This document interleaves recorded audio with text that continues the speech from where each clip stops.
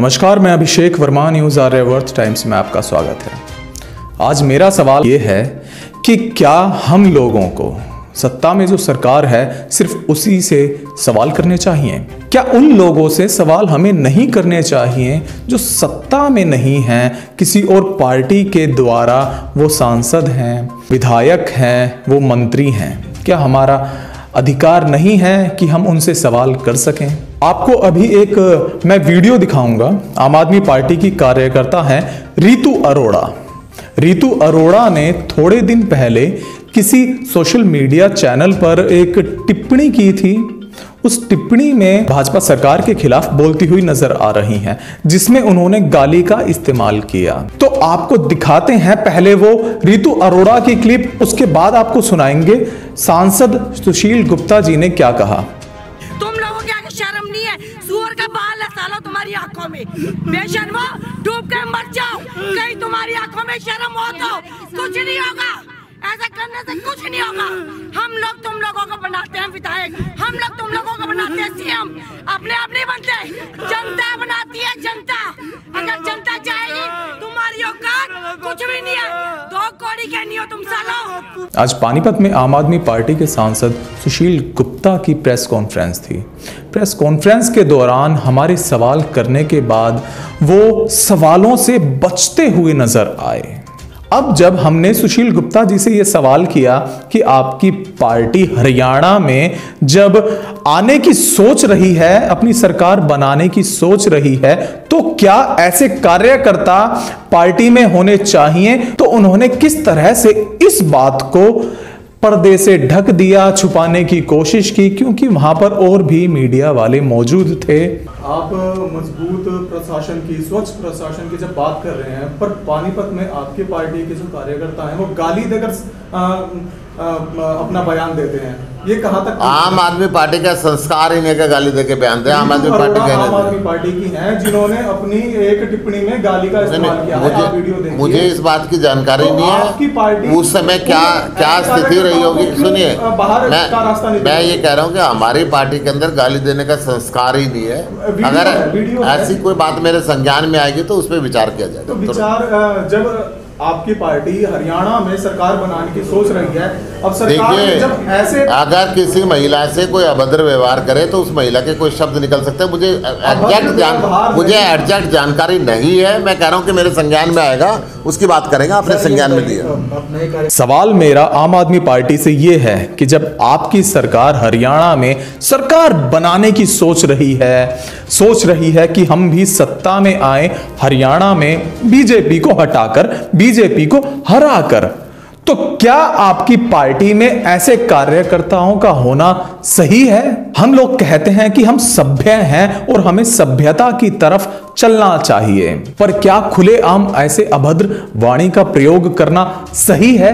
क्योंकि आप जब सत्ता में आ जाते हैं तो लोगों को आपसे प्रेरणा मिलती है, और जब प्रेरणा मिलती है तो लोग भी आपकी तरह बनना चाहते हैं। तो आप उन लोगों को क्या मैसेज दे रहे हो जो लोग आपकी तरह बनना चाहेंगे?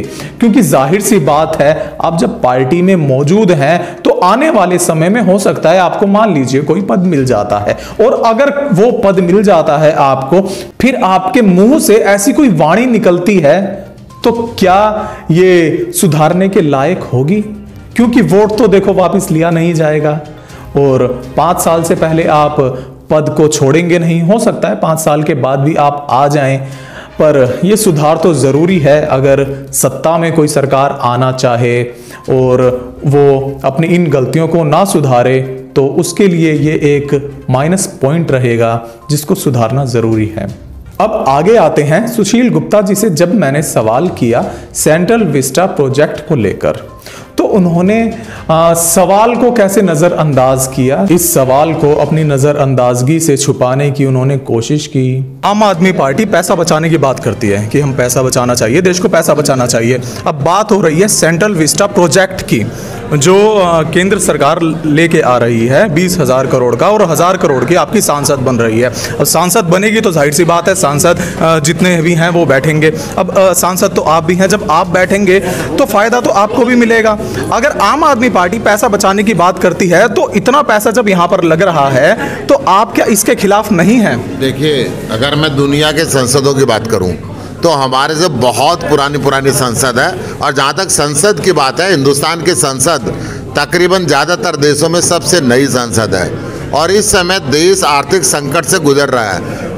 विधायकों और सांसदों का सांसद निधि बंद कर दी गई है, 30% सैलरी कम हो गई है, देश की अर्थव्यवस्था डिगमगाई हुई है और ये नई संसद पे इतना खर्चा आज कर रहे हैं, ये बाद में हो सकता था। नए हॉस्पिटल खोले जा सकते थे, कोरोना की बैठेंगे तो उसमें आम आदमी पार्टी के सांसद भी, कांग्रेस के सांसद भी। नहीं, आप क्या चाहते हैं कि आम आदमी पार्टी के सांसद सांसद में रहे? हमने ये कहा कि इस समय इतना खर्चा करने की जरूरत नहीं है और सुप्रीम कोर्ट ने भी ये बात मानी और सुप्रीम कोर्ट ने भी कहा, सुप्रीम कोर्ट ने मना कर दिया है कि अब इसके खिलाफ हम स्टे ना तो लेंगे और ना ही ये याचिका को अभी एक्सेप्ट किया जाएगा। सुप्रीम कोर्ट ने सिर्फ उद्घाटन की परमिशन दी है, सुप्रीम कोर्ट ने अभी फाउंडेशन की परमिशन नहीं दी है।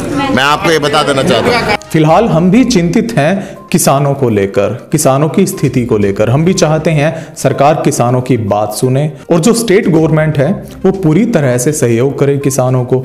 बाकी देखने और सुनने में ये ही आ रहा है कि आम आदमी पार्टी दिल्ली में किसानों को पूरी तरह से सहयोग कर रही है। किसानों की ये बात मानी जाए और किसान जल्द से जल्द अपने घर वापस अपने परिवार के पास लौट सकें। अगर आपको ये वीडियो अच्छी लगी तो वीडियो को लाइक, शेयर और चैनल को सब्सक्राइब जरूर कीजिए। हमारा फेसबुक पेज भी है न्यूज़ आर्यावर्त टाइम्स के नाम से, तो आप वहां जाकर भी वीडियोस देख सकते हैं और फॉलो कर सकते हैं। धन्यवाद। मैं अशोक नारंग, पूर्व पार्षदपति, प्रधान हैंडलूम पानीपत शाल एसोसिएशन, अपने सभी शहर वासियों को, अपने वार्ड नंबर 9 वासियों को बहुत बहुत बधाई देता हूँ नए साल की, कि ये नया साल सबके लिए लाभकारी हो, सबके लिए मंगलकारी हो। यही मेरे प्रभु राम जी के चरणों में प्रार्थना है कि जो हमें 2020 में कोरोना काल आया है उससे मुक्ति मिलेगी और जो व्यापार है वो दिन दुगनी रात चौगुनी उनते करेंगे, हर आदमी खुशहाल होगा। यही मेरी प्रभु राम जी के चरणों में प्रार्थना।